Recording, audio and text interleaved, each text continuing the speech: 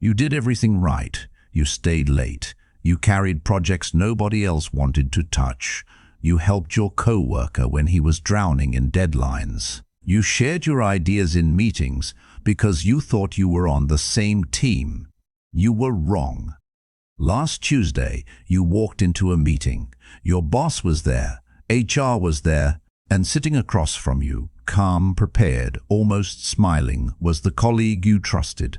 He had screenshots, emails, messages you sent him in confidence, things you said when you were frustrated, jokes you made, complaints you shared because you thought he was safe.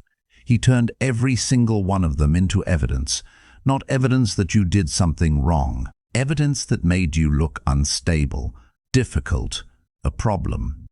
And your boss believed him. You tried to explain. You tried to defend yourself. But the more you talked, the worse it got, because they weren't there to hear your side. They were there to manage you out. You left that room knowing the truth. You've been set up. And the person who did it is someone you helped, someone you trusted, someone who smiled at you yesterday. That feeling sitting in your chest right now, that's not just anger, it's not just shock, it's the realization that you were naive, that loyalty meant nothing, that the game was rigged and you didn't even know you were playing. Here's what I'm going to tell you in the next 20 minutes. This betrayal, it's not the worst thing that's going to happen to you. The worst thing is what you're about to do next. Most guys in your position do one of three things. One, they try to fight back. They gather their own evidence. They go to HR.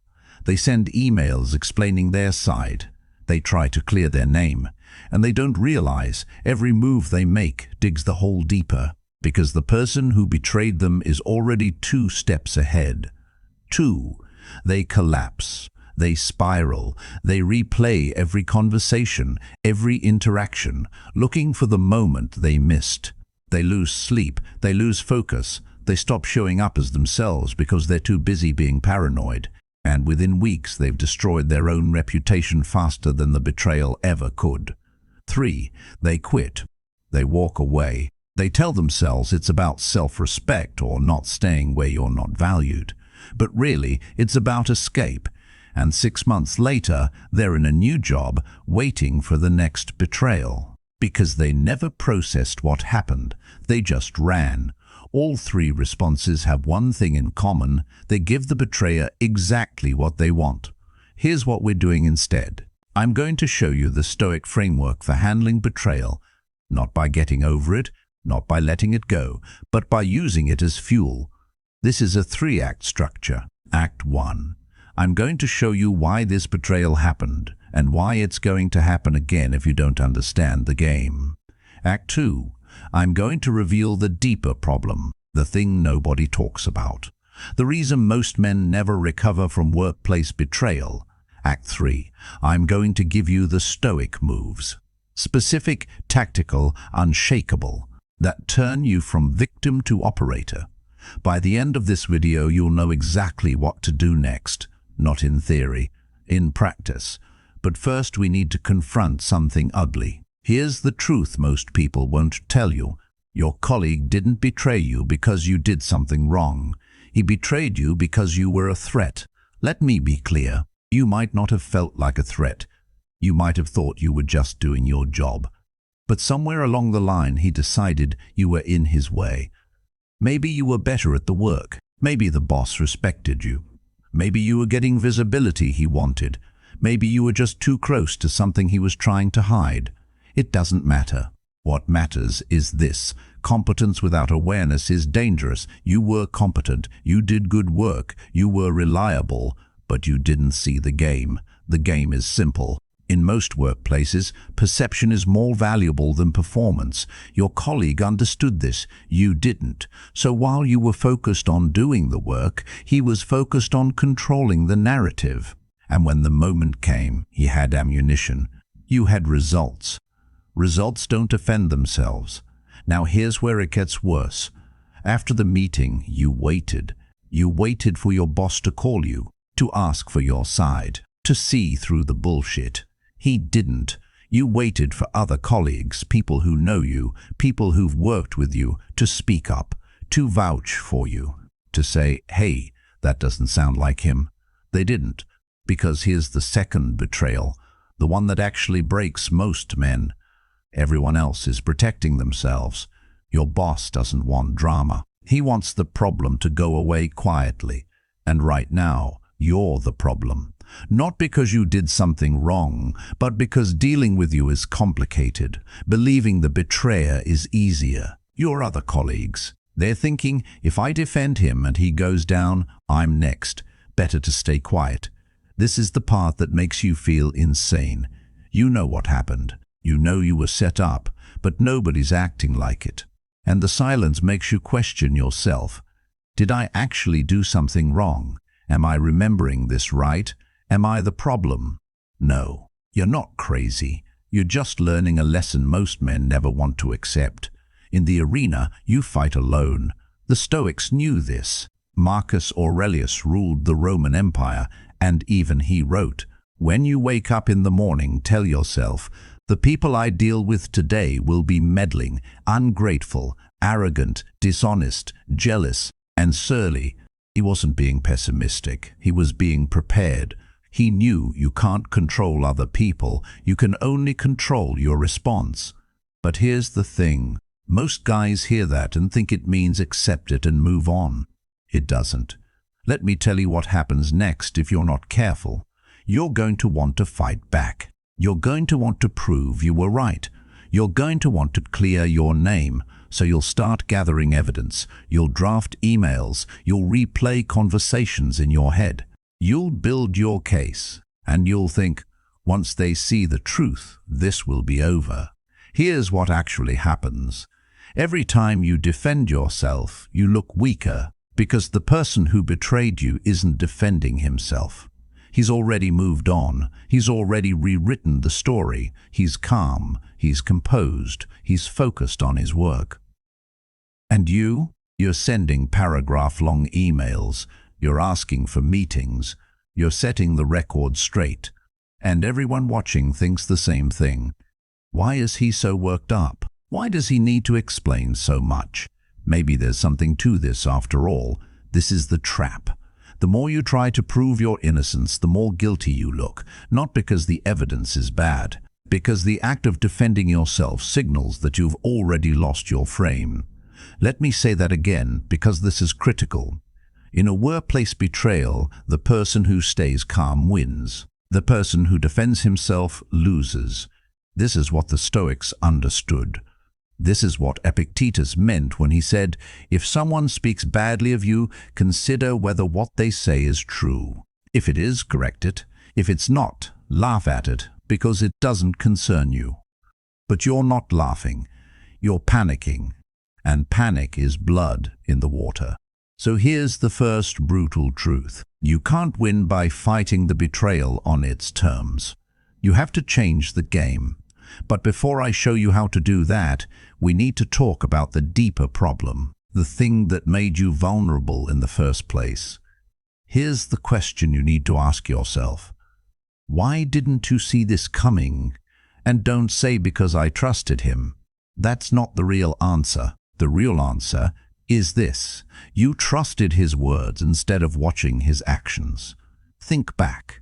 Were there signs, small things that didn't add up? Maybe he asked a lot of questions about your work. Too many questions. Questions that felt extractive. Maybe he positioned himself in meetings to take credit for collaborative work. Maybe he was always around when things went well and always missing when things went wrong. Maybe he bad-mouthed other people to you. And you thought, well, at least he's honest with me. Wrong. If someone gossips to you, they'll gossip about you. If someone positions themselves above the team instead of within the team, they're playing a different game. If someone asks questions but never shares their own struggles, they're gathering intelligence. You saw the signs, you ignored them, because you wanted to believe people were good. You wanted to believe loyalty was mutual. The Stoics didn't believe that. They believed in Amor, Fati, love your fate. Accept reality as it is, not as you wish it to be. And reality is this: most people are not loyal. Most people are self-interested. And that's not evil. It's human. Your mistake wasn't trusting him. Your mistake was trusting him without verification. Here's the second problem. You gave him ammunition. You complained. You vented. You shared your frustrations about the boss, the company, the workload. You thought you were bonding. You thought you were building trust. You were creating a liability. Every complaint you made, he saved it. Every joke you made, he reframed it. He reframed it. Every moment of weakness you showed, he weaponized it. And here's the brutal part. You can't even be mad at him for it, because you handed it to him. The Stoics had a principle: control the dichotomy. Some things are up to you, some things are not. Up to you what you say, what you share, what you reveal, who you trust with leverage. Not up to you whether people are loyal, whether they use your words against you, whether the system is fair. You focused on what you couldn't control, hoping people would be loyal. You ignored what you could control, protecting your position. So let me ask you directly, what did you say that he used against you? Be honest. You know what it was. Maybe it was a comment about the boss being incompetent. Maybe it was a joke that could be taken out of context. Maybe it was just frustration, honest human frustration. And now it's evidence. Here's what you need to understand. In a professional environment, nothing you say is ever truly private. Nothing. That's not paranoia. That's reality. And the Stoic response isn't to never trust anyone. It's to trust selectively and never give leverage unnecessarily. Here's the deepest cut. This betrayal didn't just hurt because you lost a battle at work. It hurt because it challenged your identity. You see yourself as loyal, as someone who helps people, as someone who does the right thing. And when that loyalty wasn't returned, it didn't just feel like betrayal. It felt like proof that your values don't work in the real world. This is the trap that destroys men after betrayal. They start questioning everything. Maybe I'm too nice. Maybe I need to be more ruthless. Maybe loyalty is weakness. No, loyalty isn't weakness. Blind loyalty is. The Stoics were loyal to principles, not to people. Marcus Aurelius was loyal to Rome, not to the senators who plotted against him. Epictetus was loyal to virtue, not to the masters who enslaved him. They didn't abandon their values, they just stopped expecting other people to share them. Here's the reframe you need. Your loyalty is not wasted, but it needs to be strategic. You help people who are aligned with you. You trust people who demonstrate trustworthiness through behavior, not words. You invest in relationships where there's mutual respect and mutual risk. Everyone else? Professional distance. This isn't cold, it's clarity. And clarity is what you need right now. All right, you've sat with the darkness long enough. Now I'm going to show you how to turn this into power. Here's the first move, and it's the hardest. Stop defending yourself. Immediately. I know every instinct in your body is screaming to explain, to correct, to prove. Ignore it. Here's why silence works. 1. It denies your betrayer the satisfaction of seeing you panic. 2. It forces other people to fill the silence with their own judgments, and most people will default to neutrality if you're not adding fuel. 3. It gives you time to think instead of react. Here's what you do. If someone asks about the situation, I'm focused on my work. If there are concerns, I'm happy to address them directly with leadership. That's it. No emotion, no detail, no defense. If the betrayer tries to engage you, minimum response, professional, cold, got it, understood, thanks, nothing more. If your boss brings it up, I hear the concerns. I'll make sure my work speaks for itself moving forward. You're not admitting guilt. You're not defending. You're ending the conversation.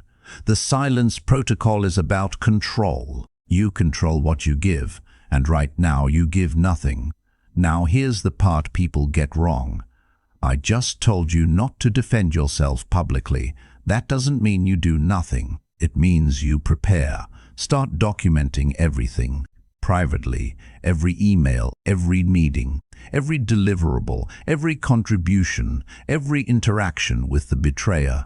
Screenshots, timestamps, neutral descriptions, every project you complete, every goal you hit, every time you go above and beyond. You're not doing this to clear your name. You're doing this to build an unshakable case if the situation escalates. Here's the difference. Reactive defense, scrambling to explain after you're accused, looks desperate. Proactive documentation, having a clean, organized file if you ever need it, looks prepared. You never show this file unless you absolutely have to. But knowing it exists changes how you carry yourself. You're not paranoid, you're not panicking, you're ready. And that calm? People feel it. Here's the move most people miss. You can't win on the current battlefield, so you change the battlefield. Right now, the narrative is set. Your betrayer controls the story. Your boss believes him. Your colleagues are silent. You're not going to fix that by staying in the same position. So here's what you do. Option A. Excel so undeniably that the narrative becomes irrelevant. Take on the hardest projects. Deliver results that can't be ignored.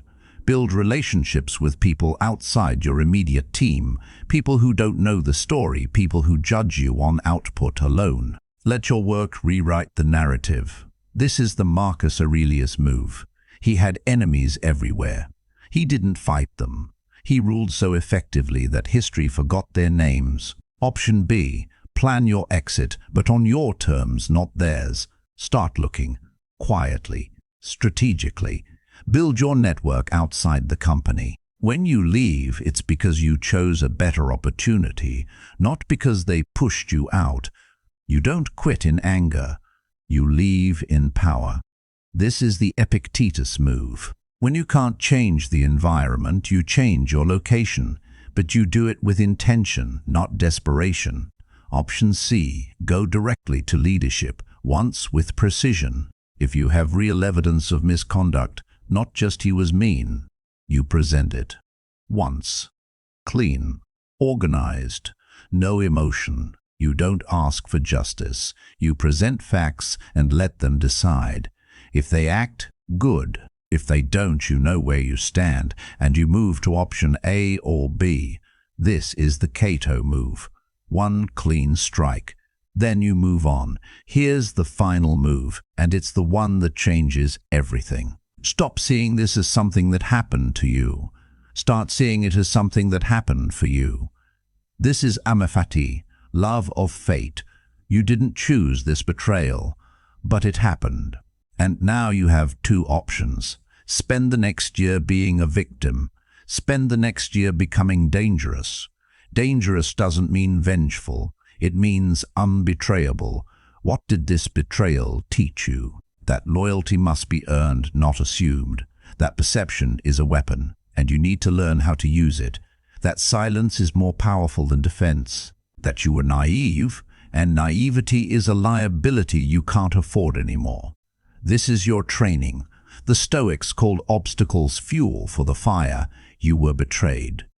Good. Now you know how the game works. Now you know who plays it. Now you know what to protect. 5 years from now, this moment will be the turning point. The moment you stopped being soft. The moment you stopped expecting fairness. The moment you started playing chess while everyone else played checkers. But only if you use it. Let's bring this home. You were betrayed. It was brutal. It was unfair. And it's not over yet, because the fallout is still unfolding. But here's what I need you to understand.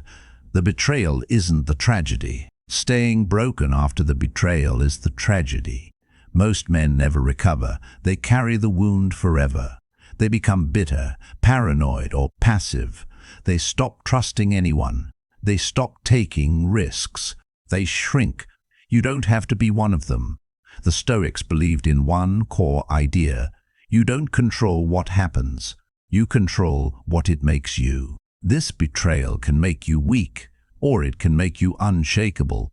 It can make you paranoid, or it can make you strategic. It can make you bitter, or it can make you dangerous in the best possible way. The choice is yours. So here's what you do next. Tonight, you sit down. You write 3 things. 1. What I lost in this betrayal. Be honest. Feel it. Then close the page. 2. What I learned from this betrayal. The lessons you'll carry forever. 3. What I'm building next. The version of you that can't be betrayed like this again. You don't share this with anyone. This is between you and yourself. And then tomorrow you execute. Silence protocol. Evidence file. Strategic repositioning. You don't forgive. You don't forgive. You don't forget. But you don't stay stuck either. You move forward, colder, smarter, stronger, because here's the final truth. The man who betrayed you gave you a gift. He showed you who he was before the stakes got higher. He trained you for the next level. He made you harder to break. And one day, not today, not next week, but one day, you're going to look back and realize that betrayal was the best thing that ever happened to you. Not because it felt good, because it made you real. Stay solid. I'll see you in the next one.